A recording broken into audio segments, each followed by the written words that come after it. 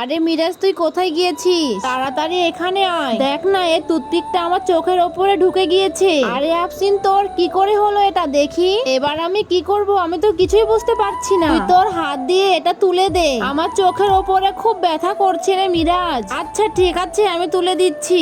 আরে আমি তো এটা বের করতেই পারছি না। কই বের হয়েছে দেখি।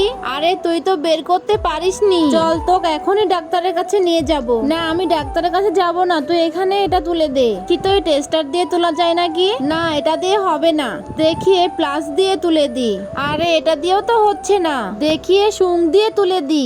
আরে এটা দিয়েও তো হচ্ছে না। এত টানছি তাও তো বের হচ্ছে না। আমি কি করব কিছুই তো বুঝতে পারছি না। তুই ওগুলা রেখে তোর হাত দিয়ে তুলে দে। আচ্ছা ঠিক আছে, হাত দিয়ে তুলে দিচ্ছি। আরে আফসিন, আমি তুলতে পেরেছি। দেখ, দেখি তোর চোখ দেখি। আরে তোর চোখের ওপরে তো কিছুই হয়নি। বন্ধুরা, তোমরা যদি তোমার মাকে ভালোবেসে থাকো আর এই ছবিটিকে সুন্দর মনে করে থাকো, তাহলে ভিডিওটিকে লাইক করে চ্যানেলটি সাবস্ক্রাইব করে দাও।